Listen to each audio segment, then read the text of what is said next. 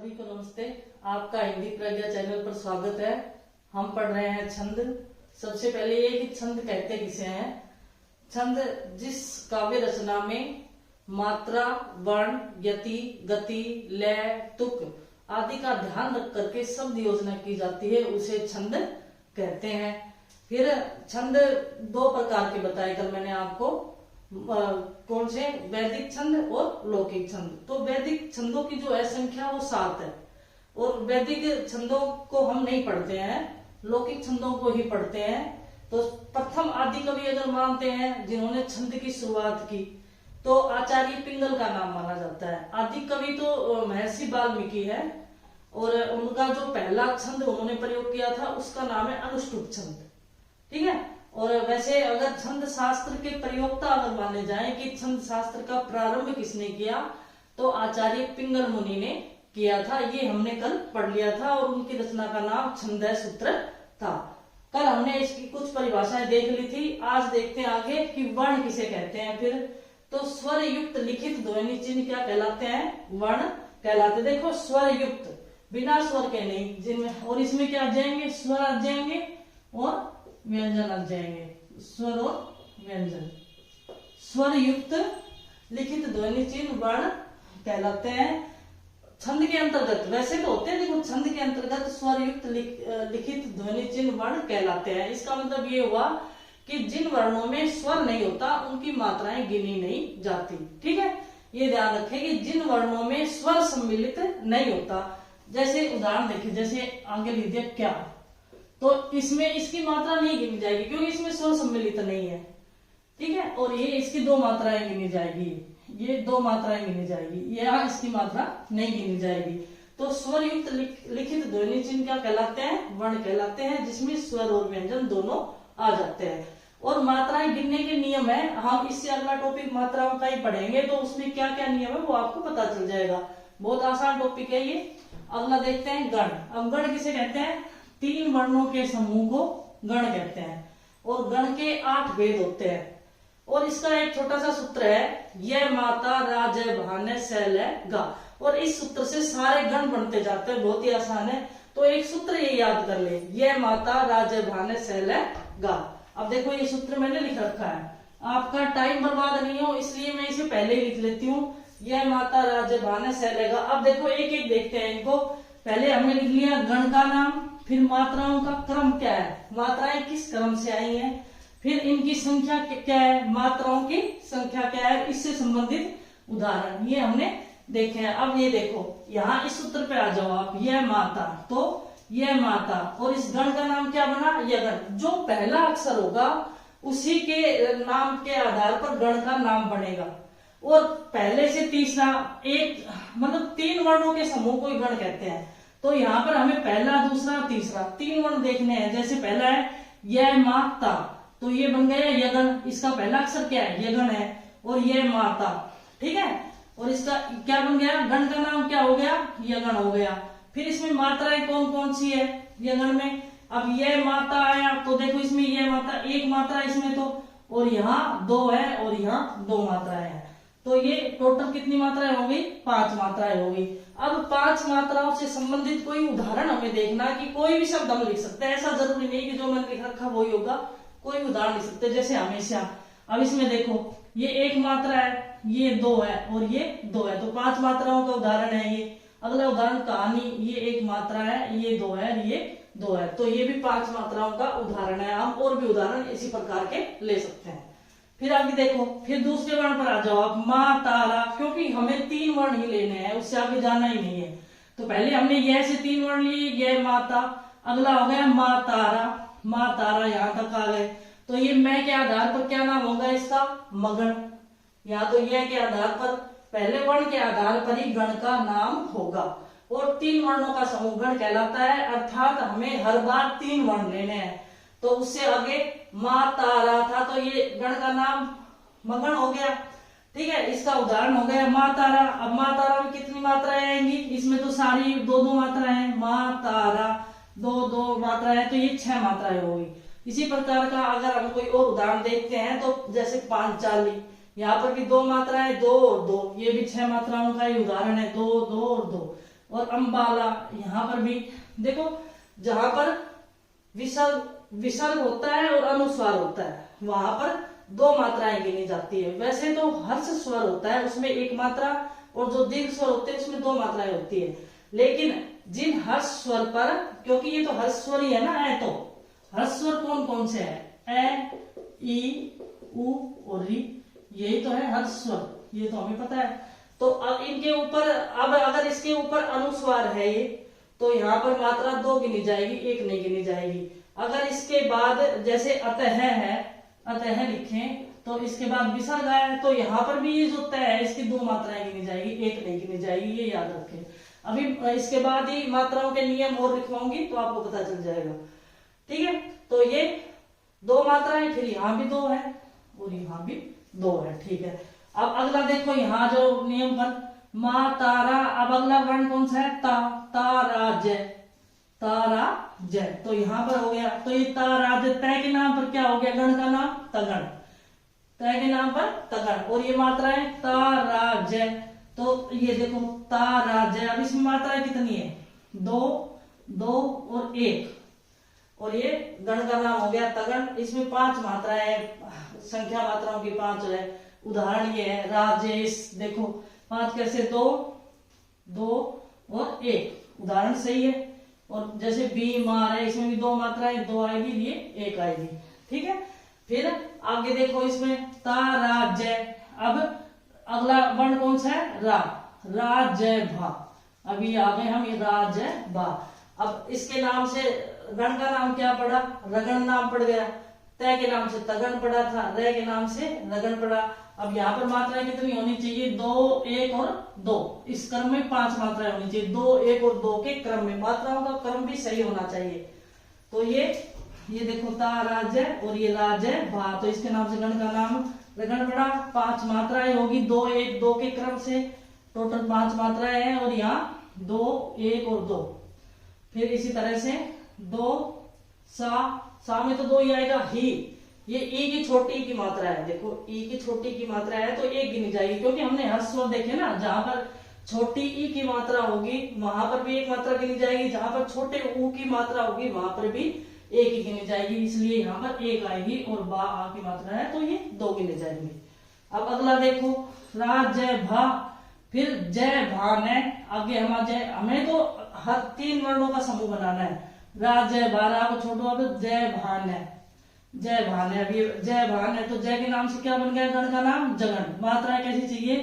एक, जय के ऊपर एक है, भा के ऊपर दो है, ये नए, एक, दो, एक के क्रम से चार मात्राएं। ठीक है, ये जय भान है, जय के नाम से तो ये जगन बन गया। और इसमें ये मात्राओं की गणना कैसे होगी वो बता रखा है।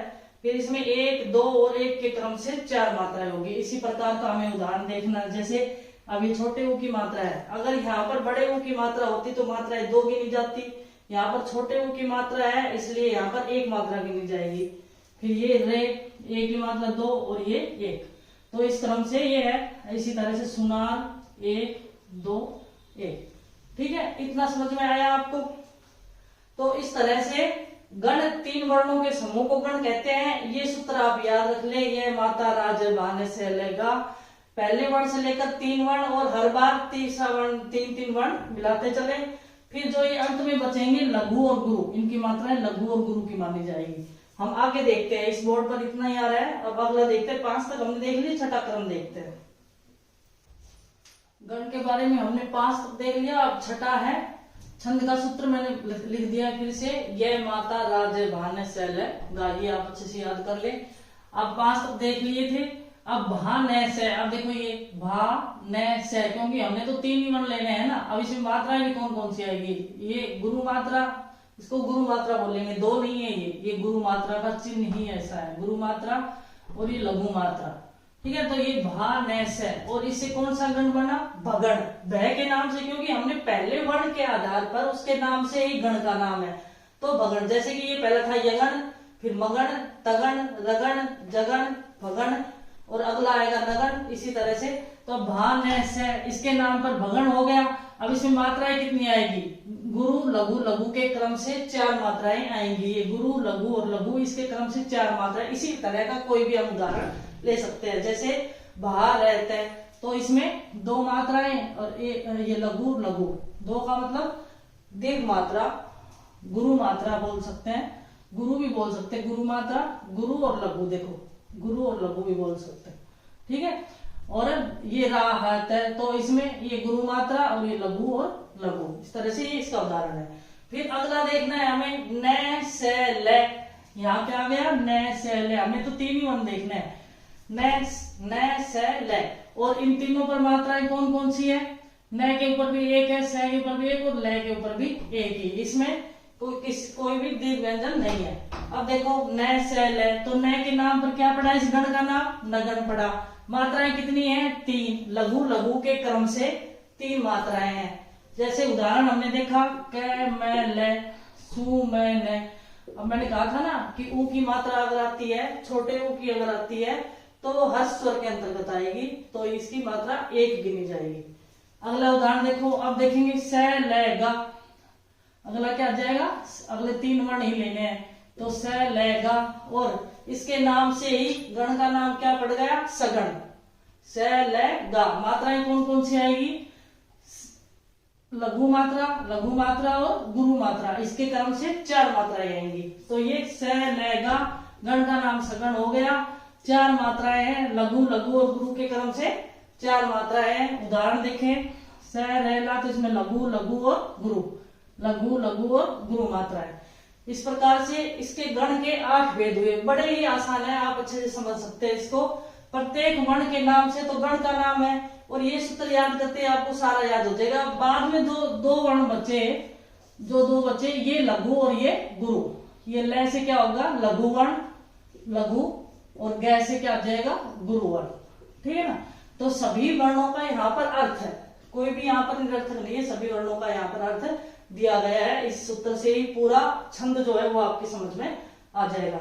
अब अगला देखते हैं मात्रा, कि मात्रा किसे कहते हैं। मात्राओं के नियम देखेंगे फिर हम कि कौन सी मात्रा कैसे लगाई जाती है जब हम वर्णों की गणना करते हैं। तो देखो मात्रा, वर्ण के उच्चारण में लगने वाला समय मात्रा कहलाता है। परिभाषा आती है इनकी कि मात्रा किसे कहते हैं, वर्ण के उच्चारण में लगने वाला समय क्या कहलाता है, मात्रा कहलाता है। अब काव्य शास्त्र में मात्रा के आधार पर वर्ण के दो भेद हैं। काव्य शास्त्र में मात्रा के आधार पर वर्ण कितने भेद है, दो भेद है, लघु वर्ण और गुरु वर्ण। आगे देखते हैं। अब हम पढ़ते हैं छंद में मात्रा गिनने के नियम, कि मात्रा कैसे गिनी जाएगी, कैसे देखेंगे। तो ये नियम हम देखते हैं। अब देखो ए, ई, उ और री, ये हर्ष स्वर भी बोलते हैं, इनको क्या बोलते हैं संयुक्त रूप से, तो हर्ष स्वर, हर्ष या लघु स्वर भी बोलते हैं इनको, ठीक है ना। लघु स्वर भी कह सकते हैं, हर्ष स्वर भी कह सकते हैं। तो ए, ई, उ और री तथा इनसे युक्त वर्ण लघु वर्ण होते हैं, यानी कि उनकी मात्राएं लघु गिनी जाती है। या तो अपने मूल रूप में आओ या मात्रा के रूप में आओ, किसी भी तरह से आओ, लेकिन ये लघु वर्ण के अंतर्गत ही गिने जाएंगे। अब मैं उदाहरण देखो जैसे अशोक, जैसे तो इसमें ए है, इसकी एक मात्रा आएगी क्योंकि ये हर्ष स्वर है, इसमें दो मात्राएं नहीं आएंगी। सो ये दो मात्राएं और इसमें ये एक मात्रा। कितना देखो, ये ई है, ये मात्रा के रूप में आया, मूल रूप में नहीं आया, मात्रा के रूप में आया है, छोटे ई की मात्रा है। हाँ, बड़े ई की मात्रा होगी तो यहाँ पर मात्राएं दो आएंगी। यहाँ हर्ष स्वर की बात हो रही है, छोटे ऊ की मात्रा, छोटी ई की मात्रा और ए की मात्रा और री की मात्रा, सिर्फ चार वर्ण ध्यान रखें आप। इन्हें हर्ष या लघु स्वर भी कहते हैं। चाहे ये अपने मूल रूप में आओ, चाहे ये मात्रा के रूप में आओ, तो इनमें क्या होगा कि ये लघु वर्ण के अंतर्गत गिनी जाएंगी, यानी कि लघु मात्राओं के अंतर्गत गिनी जाएगी। कितना, अब देखो इसमें मात्रा आई है, छोटी ई की मात्रा आई है और ये मात्रा है, तो इसकी एक गिनी जाएगी मात्रा, दो नहीं, ये एक और ये दो। अब देखो ये कृपा, अब इसकी मात्रा एक गिनी जाएगी। देखो कृपा, ये री की मात्रा है ना, री किस तरह से लिखते हैं, ऐसे लिखते हैं, तो इसका ये हिस्सा जो है ये यहाँ पर लगाते हैं नीचे, ठीक है, इसके नीचे वाला हिस्सा लगाते हैं मात्रा के रूप में। तो ये कृपा, अब इसमें ये एक गिनी जाएगी और ये दो। फिर ऋण, ये एक, ये अपने मूल रूप में आ गया और ये मात्रा के रूप में। ऋण यहाँ पर तो मूल रूप में, और यहाँ कृपा में री जो आया है, जो इसका ये नीचे वाला हिस्सा है, हमने मात्रा के रूप में लगा रखा है, ये यहाँ मात्रा के रूप में आया है। तो यहाँ पर भी एक गिना जाएगा और यहाँ ये एक ही आएगा। और फिर यहाँ उत्तरा, उसमें ऊ देखो अपने मूल रूप में आया है, तो यहाँ पर भी एक मात्रा होगी, यहाँ एक मात्रा और यहाँ दो मात्रा होगी। तो इस तरह से ए, ई, उ और री ये वर्ण चाहे अपने मूल रूप में आए या मात्रा के रूप में आए, इनसे युक्त वर्ण हमेशा लघु कहलाते हैं। ये ध्यान रखे, पहला नियम। दूसरा नियम देखें, इस अब स्वर में क्या बच गया, जो पीछे जो बचे हैं वो स्वर देखो, आ, ई, उ, ए, ऐ, ओ, औ तथा इनसे युक्त वर्ण गुरु होते हैं। यानी कि जब मात्राओं की गणना करेंगे तो दो मात्राओं के रूप में गिनेंगे। गुरु का मतलब दो मात्रा, लघु का मतलब एक मात्रा, ये ध्यान रखें। तो अब उदाहरण देखें, जैसे आराम, तो चाहे वो अपने मूल रूप में आए चाहे मात्रा के रूप में आए। अब यहाँ पर आ तो अपने मूल रूप में है और ये रह के आ की मात्रा आ गई, ये मात्रा के रूप में आ गया। ये समझ में आ रहा है ना आपको कि ये अपने मूल रूप में आया है आ, तो यहाँ पर भी मात्रा दो ही गिनी जाएगी। और ये मात्रा के रूप में रह के आ की मात्रा लगी है तो मात्रा के रूप में, तो यहाँ पर भी मात्रा दो ही गिनी जाएगी और यह एक मात्रा। अब ये देखो ईश्वर, ये अपने मूल रूप में आया है तो यहाँ पर मात्राएं दो गिनी जाएगी और यहाँ एक और यहाँ एक गिनी जाएगी। इस को छोड़ते हैं, आगे नियम में देखेंगे इसकी क्या मात्रा नहीं होती, मतलब आधे वर्ण की, मैंने पहले बताया था आपको। अब नीति, अब इसमें देखो, इसमें दोनों ही मात्राएं हैं। अब बड़ी ई की मात्रा है तो दो मात्रा गिनी जाएगी, बड़ी ई की है तो, और यहाँ पर छोटे ई की है तो यहाँ एक गिनी जाएगी। ये ध्यान रखिए, यहाँ बड़ी ई की है तो दो मात्रा है, छोटी ई की है तो यहाँ पर एक मात्रा गिनी जाएगी। अब देखो ऊपर, अब ऊपर में ये अपने मूल रूप में आया है तो दो मात्राएं और ये एक मात्रा और ये एक। अब देखो सुक्ति, ये ऊ बड़े ऊ की मात्रा है, दो मात्रा है और ये छोटी ई की मात्रा है तो यहाँ पर एक गिनी जाएगी। अब ये देखो एकता, तो इसमें एक दो मात्राएं गिनी जाएगी इसकी और ये एक मात्रा और यहाँ दो मात्राएं। देवता, ये मात्रा के रूप में आ गया, मात्रा यहाँ तो ए वैसे आया है, मूल रूप में आया है और यहाँ एक ही मात्रा आ गई, ये अपने मात्रा के रूप में आया है ए, तो ये देखो यहाँ दो मात्राएं गिनी जाएंगी, यहाँ एक और ये दो। और कैकई, इसमें ए और आई की दोनों की मात्रा है, इससे और समझ में आएगा आपको। देखो कैकई है ना, कैकेयी, तो इसमें भी दो मात्राएं गिनी जाएगी, यहाँ पर भी दो मात्राएं गिनी जाएगी और यहाँ पर भी दो मात्राएं गिनी जाएगी, क्योंकि ई की मात्रा भी बड़ी है, ये आई की मात्रा है, ये ए की मात्रा है और ये बड़ी ई की मात्रा है, तो यहाँ पर दो मात्राएं ही गिनी जाएगी। ये नियम भी आपको समझ में आया होगा कि आ, ई, उ, ए, ऐ, ओ, औ तथा इनसे युक्त वर्ण गुरु कहलाते हैं। मतलब क्या हुआ कि अगर ये अपने मूल रूप में आए चाहे मात्रा के रूप में आए, ये क्या कहलाते हैं, गुरु कहलाते हैं। मात्राएं गुरु में गिनी जाती है। अगला नियम देखो तीसरा, विसर्ग से पूर्व वर्ण गुरु माना जाएगा। विसर्ग से पहले जो वर्ण आता है अगर उसकी मात्रा छोटे ऊ की भी लगी होगी, यानी कि इन हर्ष स्वरों की भी लगी होगी, तो भी वो गुरु माना जाएगा। अब ये देखो विसर्ग से पूर्व वर्ण क्या माना जाएगा, गुरु माना जाएगा। जैसे पुनः, अब इसकी मात्राएं जब हम गिनेंगे तो ये पुनः, ये तो ऊ की मात्रा है और छोटे ऊ की मात्रा है, तो हमें क्या गिनना है, इसकी मात्रा क्या होगी, एक होगी ना, बड़े ऊ की होती तो दो मात्रा गिनते हम, और ये वैसे तो एक मात्रा, अगर यहाँ पर विसर्ग नहीं होता तो एक मात्रा होती, लेकिन विसर्ग से पूर्व वाले वर्ण में दो मात्राएं हो जाएंगी तो यहाँ इसको दो गिना जाएगा, यानी कि मात्रा गुरु गिनी जाएगी। इसी तरह से दुख, अब इसमें वैसे तो छोटे ऊ की मात्रा लगी हुई है, हमें एक गिनना था, लेकिन विसर्ग से पूर्व का वर्ण है ये, और विसर्ग से पूर्व का वर्ण है तो यहाँ पर मात्राएं दो आ जाएंगी, यानी कि गुरु मात्रा आएगी और यहाँ पर एक मात्रा आएगी। ये समझ में आया होगा आपके कि विसर्ग से पूर्व वर्ण गुरु माना जाएगा। मात्राएं आपको अच्छे से अध्ययन करनी पड़ेगी और याद करनी ही पड़ेगी, क्योंकि आप छंदों को तभी सही कर सकते हैं जब आप मात्राओं के नियम जान लेंगे कि किस तरह से मात्राएं गिनी जाएगी। और ये मात्रा छंदों के नियम है। अगला और देखते हैं आगे नियम, अनुस्वार युक्त वर्ण गुरु होता है। अनुस्वार का चिन्ह क्या है, ये है अनुस्वार का चिन्ह। तो जैसे अंगद, ये देखो शिरोरेखा को छूता नहीं है, तो यहाँ पर भी जब कोई वर्ण आएगा तो वो गुरु हो जाएगा। एक तो विसर्ग का मैंने बताया आपको कि विसर्ग जब किसी शब्द से, विसर्ग से पहले कोई शब्द आता है तो वो गुरु हो जाता है। और यहाँ जिस शब्द पर भी, जिस वर्ण पर ये आ जाएगा, अनुस्वार आ जाएगा, वो भी गुरु माना जाएगा। जैसे अंगद, वैसे तो ये ए है और लघु स्वर है, इसके ऊपर मात्रा एक आनी चाहिए, लेकिन यहाँ पर अनुस्वार भी आ गया तो इसकी मात्राएं कितनी गिनी जाएंगी? 2 गिनी जाएंगी, यानी कि दीर्घ मात्रा गिनी जाएगी, यहाँ एक और यहाँ एक। इसी तरह से कंपन, यहाँ पर भी 2 मात्राएं और एक। ठीक है। फिर अगला है चंद्र बिंदु से मात्रा पर कोई प्रभाव नहीं पड़ता। किससे पड़ रहा था प्रभाव? अनुस्वार से प्रभाव पड़ रहा था, विसर्ग से भी प्रभाव पड़ रहा था, लेकिन चंद्र बिंदु से मात्रा पर कोई प्रभाव नहीं पड़ता। अर्थात अगर वो लघु स्वर पर आती है तो लघु स्वर ही गिना जाएगा, और अगर दीर्घ स्वर पर आती है तो दीर्घ स्वर ही गिना जाएगा। जैसे देखो उदाहरण, हंसना, जैसे इसमें हंसना, इसमें ए है, लघु स्वर है ये, तो इसमें एक ही मात्रा गिनी जाएगी। यहाँ पर भी एक और ना है तो 2 मात्रा गिनी जाएगी। अब चांद, ये यहाँ 2 है तो यहाँ पर भी 2, यहाँ 2 मात्रा गिनी जाएंगी, क्योंकि ये वर्ण के आधार पर देख रहे हैं, इसका कोई प्रभाव नहीं पड़ रहा। ये वर्ण यहाँ पर आ आया है, आ की मात्रा है, तो इसलिए यहाँ पर 2 मात्रा गिनी, यहाँ पर ए है इसलिए हमने 1 मात्रा गिनी है, और ये 1 आ जाएगी। फिर ऊंट, यहाँ पर भी 2 मात्रा, एक मात्रा, नहीं सॉरी 2 आएगी, क्योंकि ऊ जो है छोटा ऊ नहीं है, बड़ा ऊ है, इसलिए 2 मात्रा आएगी और ये 1 आएगी। ठीक है ना। तो यानी कि चंद्र बिंदु से मात्राओं पर कोई प्रभाव नहीं पड़ता, जैसा वर्ण होता है वैसे ही मात्राएं लगाई जाती है। अब संयुक्ताक्षर पूर्व वर्ण गुरु होता है, संयुक्ताक्षर से पहले जो वर्ण आता है वो गुरु हो जाता है, यानी कि उसकी 2 मात्राएं गिनी जाती है। गुरु का तात्पर्य 2 मात्राएं गिनी जाती है। अब देखो ये रक्षा, जैसे उदाहरण देखो, रक्षा ये संयुक्ताक्षर है और इससे पहले वर्ण क्या है? रे। वैसे तो मात्रा 1 लगनी चाहिए यहाँ पर, लेकिन यहाँ इसकी मात्रा कितनी गिनी जाएंगी? 2 और 2 ये गिनी जाएगी।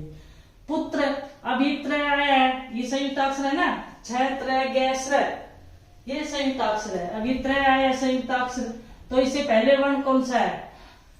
ये प है, और इसकी मात्रा कितनी गिनी जाएगी? 2, और यहाँ पर भी 2 मात्राएं गिनी जाएंगी। अब देखो राजस्थान, अब राजस्थान में देखिए ये स और थ, ये भी संयुक्त स्वर है, संयुक्त जो है वर्ण है, लेकिन देखो इसमें ये है 6 त्र गे और स्र, ये तो है, लेकिन अगर इस तरह के शब्द जैसे स्थ, ये भी साथ आता है, अगर ये एक शिरोरेखा के नीचे आता है तब तो इसकी मात्राओं में अंतर पड़ता है, और अगर राज अलग आ गया, स्थान अलग आ गया तो अलग मात्राएं लगेगी। देखो एक बार देखते हैं, यहाँ पर देखो, अब यहाँ 2 मात्राएं गिनी जाएंगी और ये स है, और इससे पहले क्या आ गया? ज आ गया, तो यहाँ पर मात्रा गुरु हो जाएगी, और यहाँ स की कोई मात्रा नहीं होते। एक तो ये याद रखो कि हम बोलते हैं साधारण भाषा में, हम बोलते हैं आद्याक्षर साधारण भाषा में, यानी कि जो अनुस्वर, ये जो स्वर रहित जो वर्ण होते हैं उसे हम साधारण भाषा में आद्याक्षर भी तो बोल देते हैं ना, तो ये आद्याक्षर है। और जहां आद्याक्षर है जिसमें स्वर है ही नहीं, क्योंकि मात्राएं तो स्वर की गिनी जाती है, और जब मात्रा लगी ही नहीं है तो गिनी क्या जाएगी? नहीं गिनी जाएगी। तो यहाँ पर इस आधे की कोई मात्रा नहीं गिनी जाएगी, यानी कि ये स्वर रहित है, और स्वर रहित की मात्राएं नहीं गिनी जाती है। और जो इस स्वर रहित है इससे आगे की मात्रा क्या है? गुरु हो जाएगी, जैसे कि ये होगी। और था, इसकी भी 2 मात्रा आएगी, इसकी 1 आएगी। एक उदाहरण और समझो आप, जैसे विद्या, विद्या, अब ये हम ऐसे लिख सकते हैं इस वर्ण को, द या विद्या, ठीक है ना, ऐसे भी लिख सकते हैं ना विद्या। तो इसमें ये हलंत है, हलंत का मतलब क्या है? कि ये वर्ण आधा है। हलंत किसी वर्ण के नीचे लगाते हैं तो वो आधा करने के लिए लगाते हैं ना, आधे की पहचान है। तो इसमें छोटी की मात्रा है इसलिए यहाँ 1 मात्रा आएगी, और इसमें सॉरी, क्योंकि ये वर्ण आधा है, ये वर्ण आधा है, इसलिए ये मात्रा यहाँ पर क्या आ जाएगी? गुरु हो जाएगी। यहाँ मात्रा गुरु हो जाएगी, यहाँ कोई मात्रा नहीं आएगी, और ये यहाँ की 2 मात्रा हो जाएगी। तो इसी तरह से यहाँ पर 2 और यहाँ भी 2 मात्राएं, यानी कि गुरु गुरु मात्राएं इसमें आ जाएगी। ये तो हमने विग्रह करके देखा, इस विद्या का विग्रह करके देखा, ये द और ये के योग से ध बना हुआ है, ठीक है। और जैसे राजस्थान शब्द है, इसको राज और स्थान अलग अलग लिख दें तो इसकी मात्राओं में अंतर पड़ जाता है। फिर ये एक शिरोरेखा के नीचे है, इसलिए तो ये स वर्ण था, इसके कारण से ये आगे वाला जो वर्ण है इसकी मात्राएं 2 हो गई है। लेकिन अगर इनको अलग अलग लिख दिया जाए तो यहाँ मात्राएं 2 आएगी, यहाँ 1 आएगी, इस पर कोई मात्रा नहीं आएगी, यहाँ 2 आएगी, यहाँ 1 आएगी, मात्रा इस तरह हो जाएगी। मात्रा में कमी हो रही है ना, 2 और 1 3 और 3 6 मात्राएं हो रही है, 2 2 4 2 6 1 7 मात्राएं हो रही है इसके ऊपर। तो ये याद रखे, अगर कोई वर्ण इस तरह का आधा आ जाता है, वो एक शिरोरेखा के नीचे है, तब तो मात्रा में परिवर्तन आ जाता है, अलग अलग है तो फिर और परिवर्तन आ जाता है, ये ध्यान रखे। अब आगे देखो, स्वर रहित वर्ण से पूर्व वर्ण गुरु होता है, ठीक है ना। स्वर रहित वर्ण से पूर्व, ये वही चीज है जो मैंने यहाँ पर आपको समझाई है। तो ये लिखा है कि जो स्वर रहित वर्ण होता है, जैसे कि ये स्वर रहित वर्ण था, यहाँ विद्या में द और जय के उसी ये द स्वर रहित वर्ण है, तो उससे पूर्व जो वर्ण होता है तो मात्रा गुरु हो जाती है। जैसे देश प्रेम, अब देखो इसमें ध्यान से देखें, इसमें कितनी मात्राएं आएगी, 2 मात्राएं आएगी। कैसे आएगी, एक ही मात्रा है, ठीक है ना, ये अपने मूल रूप में नहीं है लेकिन यहाँ पर मात्रा है। फिर यहाँ पर ए है, इसमें ए स्वर सम्मिलित है तो यहाँ एक मात्रा आएगी। अब प्रेम इस तरह से लिखा गया है, पै आधा है, यहाँ पर रे पूरा है और मैं, ये इस तरह से है, पै आधा है, रे पूरा है, तो यहाँ पर अब इसमें क्योंकि सीधा करते तो एक मात्रा आती है, लेकिन यहाँ पर पै आधा है, पै की तो कोई मात्रा नहीं है, लेकिन इसकी पै आधे के कारण ये आगे वाले वर्ण की मात्रा डबल हो गई, 2 हो गई यहाँ पर मात्रा है, तो कितनी मात्रा आएगी, 2 मात्रा आएगी। फिर रे में एक ही मात्रा है तो फिर 2 मात्रा आएगी और यहाँ पीछे एक मात्रा आएगी। ये समझ में आया आपको। अगर हम सीधी मात्रा लगाते हैं तो एक मात्रा आती है यहाँ पर, लेकिन हमने विग्रह करके देख लिया, जो नीचे रे लगा होता है वो हमेशा पूरा होता है, जो ऊपर लगता है वो आधा होता है ना।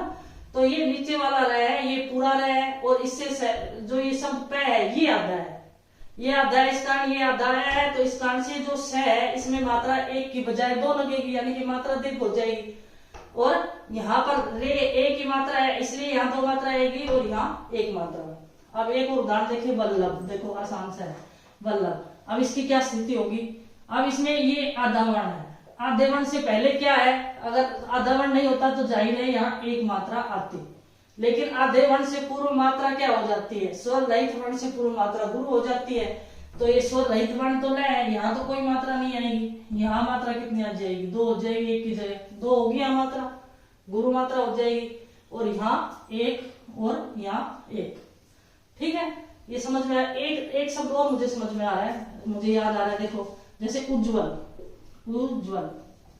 अब इसमें देखिए, इसमें क्या मात्रा का क्रम क्या रहेगा, अब आधा वर्ण है, यहाँ आधा वर्ण या स्वर रहित वर्ण, आधे वर्ण को स्वर रहित वर्ण बोलते हैं, वैसे आधा वर्ण तो हमारी देसी भाषा में। तो ये आधा वर्ण है, तो इससे पूर्व जो ये वर्ण है तो यहाँ मात्राएं 2 आ गई, गुरु मात्रा होगी, और यहाँ पर कोई मात्रा नहीं आएगी, यहाँ पर भी कोई मात्रा नहीं आएगी, ये भी आधा है, ये भी आधा है, ये भी स्वर रहित है, ये भी स्वर रहित है, यहाँ दोनों जगह कोई मात्रा नहीं आएगी। इससे पूर्व वर्ण में 2 मात्राएं आएगी और व और लेके लघु मात्राएं आएंगी, ठीक है। तो 4 ही मात्राएं यहाँ पर आएगी। अब समझ में आया होगा आपको अच्छे से कि स्वर रहित वर्ण से पूर्व वर्ण की मात्रा जो है वो गुरु हो जाती है। अब आगे देखो, एक नियम और है, नह मह और लह से पूर्व वर्ण लघु होता है। ये भी संयुक्त वर्ण है, ये भी संयुक्त वर्ण है, लेकिन इनका अलग नियम है। पहले तो आप ये नियम देखोगे, अगर कोई वर्ण आ जाता है, क्योंकि इसमें तो ये था ना कि उससे पूर्व वर्ण गुरु हो जाता है, और यहाँ नह मह और लह 3 वर्ण ध्यान रखिए, इससे पूर्व जो वर्ण आता है, इससे पूर्व जो वर्ण होता है वो लघु होगा। अब देखो जैसे तुम्हारा, इसका देखो ध्यान से, तुम्हारा, अब ये मैं और है आ गया यहाँ पर, तुम्हारा में मैं और है, ठीक है ना। और नियम हमारा इस छठे वाले नियम में तो ये था कि जहां पर भी आधा वर्ण आ जाएगा उससे पहले वाला वर्ण गुरु हो जाएगा, मात्रा 2 हो जाएगी। लेकिन इसमें मैं, नह, मैं और लय से पूर्व वाला वर्ण लघु ही होगा, ये विशेष रूप से ध्यान रखें। जब भी आपको कोई नियम देखना होगा तो पहले तो आप ये नियम देखें कि ये नह, मैं, लय तो नहीं है। अगर ये है तो पहले वाला वर्ण गुरु नहीं होगा, लघु ही रहेगा। अब यहाँ पर मात्रा एक ही रहेगी, यहाँ पर मात्रा 2 नहीं होगी, और ये हा के 2 मात्रा आ गई, इसके 2 मात्रा आ गई, ठीक है ना। अब देखो कुल्हाड़ी, अब यहाँ पर लह आया, लह, और लह में यहाँ पर अब वर्ण यहाँ पर गुरु नहीं होगा, वैसे तो गुरु होना चाहिए। अगर मात्रा ही बड़े ऊ की है तब तो 2 ही आएगा, लेकिन मात्रा यहाँ पर छोटे ऊ की है तो फिर यहाँ पर 1 ही गिना जाएगा, और हा और डी, ठीक है। कन्हैया, अब देखो ये नह, कन्हैया में नह, अब यहाँ पर भी इसके हिसाब से तो जो आधा वर्ण है उससे पूर्व का वर्ण गुरु हो जाना चाहिए था, लेकिन ये न है, मैं और ल, 3 शब्द ध्यान रखें, 3 वर्ण ये ध्यान रखें। यहाँ पर भी ये आया है तो यहाँ पर एक ही रहेगा, यहाँ 2 आ जाएगी और यहाँ 2 आ जाएगी। ये नियम इससे पहले याद रखें, यानी कि जब भी आपको आद्य अक्षर वाला नियम देखना हो तो पहले तो ये 3 वर्ण देख लेगी, न, मैं, ल। इस तरह का कोई वर्ण तो नहीं है। अगर उससे संबंधित वर्ण है, ये आए हुए हैं कई, तो मात्राएं लघु ही रहेंगी। अगर गुरु वर्ण आता है तो गुरु होगी, अगर लघु वर्ण आया है, पीछे आधा अक्षर है, तो फिर मात्राएं भी लघु ही रहेगी। और इससे पहले संयुक्ताक्षर से पूर्व वर्ण गुरु होता है, ये हमने देख लिया है। इस क्लास को आप 2-4 बार अच्छी तरह से देखें, क्योंकि आपको इनके नियम अच्छी तरह से याद होने चाहिए। इसके इतने ही नियम थे जो हमने आज देख लिए, मात्राओं के नियम। अब हम छंद की शुरुआत करेंगे अगली क्लास से। धन्यवाद।